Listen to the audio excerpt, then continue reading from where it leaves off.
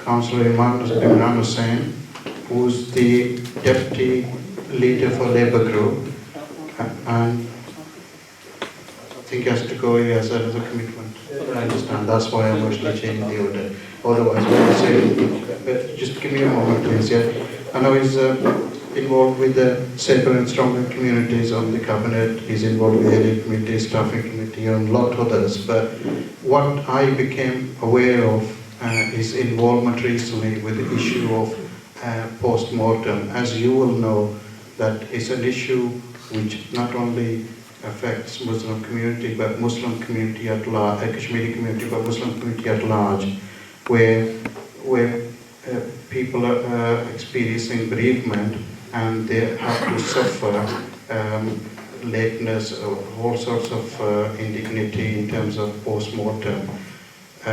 Councillor Imran Hussain and his colleagues in Bradford have been able to introduce MRI scanner. It's something which the Jewish community has been using over the many years, which will actually reduce the need for post-mortem and actually overcome a lot of fears, anxiety, and other issues that Muslim families happen to experience whilst living in Britain. So I applaud you, Councillor Imran Hussain, for your effort on that. Please continue with the good work, and I hope you will also reflect on the issue of Kashmir.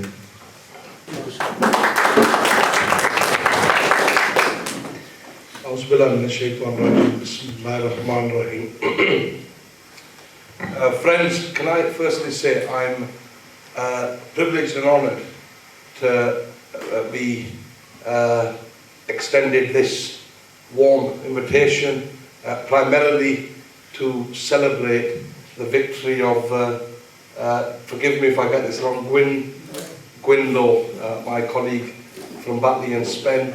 I've only met Gwyn, but from what I've heard, she is a fantastic councillor, and I think she's been returned with a greater majority than previously, and that is always a sign of an excellent councillor.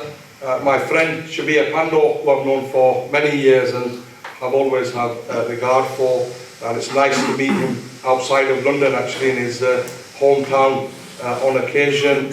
Councillor Iqbal Saab from Leeds, another dear friend.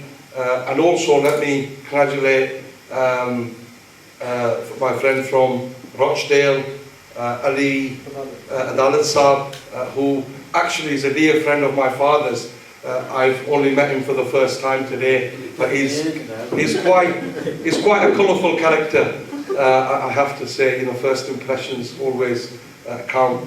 And of course, Councillor Ghulam Hussain Saab, somebody who I have always looked up to, actually somebody who in all walks of life has really achieved and strives to really make the difference for people in Leeds, and it's an honour to be here amongst all of these esteemed colleagues to celebrate the victory. One or two things before I come on to the topic at hand. On the non-invasive post-mortem, it is a massive achievement actually, and it's something I've struggled for. I'm a lawyer by profession, and I remember witnessing a post-mortem. You know, the only way I can describe it is one of the most horrific experiences I've ever had to endure, and you know, may God put nobody through one of those experiences. And at that point, I remember thinking there has to be another way of doing this, and we campaigned tirelessly. Actually, the first part of it was actually to get alteration in the Criminal Justice and Coroners Act. At that point, we managed to successfully do that, and now we're in the real world where we have alternative, non-invasive methods. That facility is not yet available, but I can say it will be available to Batley and Spen as well as the adjoining areas. It is available in Bradford, but I'm here in September, I believe it is, on a separate engagement altogether, talking about that, and that's when I will do. But it's really, I look forward to the time when actually invasive post-mortems are a thing of the past, and we have non-invasive postmortems as the norm, because nobody, regardless of faith, regardless of your background, nobody wants any loved one to go through an invasive and intrusive procedure. And I think that the day that we have non-invasive postmortem as the real alternative, that will be the day we have reached the end of this journey. We're not there yet. I think there's a number of years in that. Friends, on Kashmir, I'm very proud to be a British Kashmiri, and I say that very deliberately. And primarily there's two issues. Time not permitting, I'm going to keep this very short because it's a topic very dear to my heart that I could go on for at great length. But in principle, there's two issues. And it's not a religious issue, as one of my friends pointed out. This actually is an issue of humanity, an issue of human rights, and an issue that should concern all rightful thinking people. And the first part of that is the absolute right of the sons and daughters of Kashmir to determine their own destiny and to decide their own future.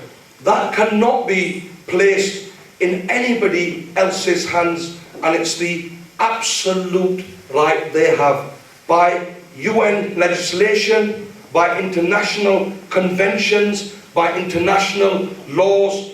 That is their right, and it is shocking, quite frankly, to see in the year 2014 the sons and daughters of Kashmir have not been able to exercise that right. I give you my word, I campaign on this on a local level, and I will continue to on a national level, because that's where the debate lies and that's where it needs to continue to be.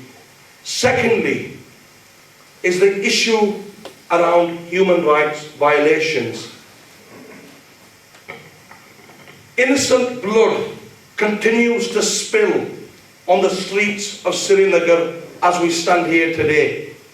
The honour of the mothers and daughters of Kashmir continues to be compromised.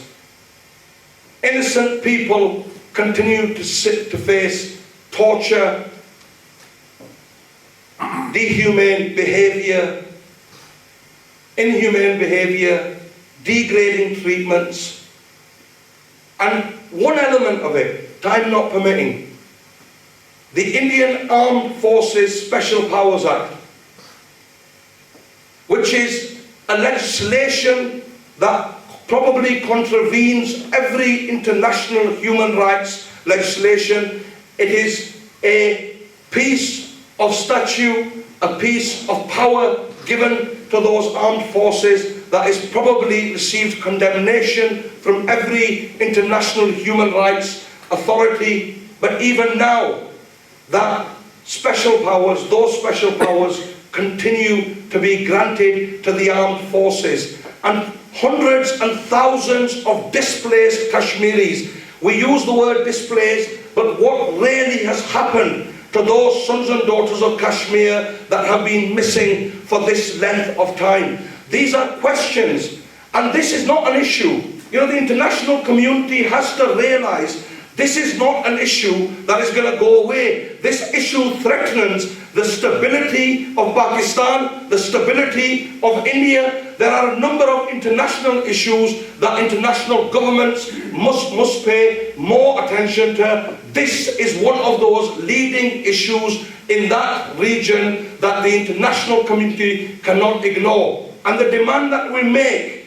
from the international community is this, that the only solution to this resolution is that the sons and daughters of Kashmir be given the absolute right to determine their own destiny, and secondly, those massive human rights violations end, and that is the time that this situation will be resolved. Thank you very much.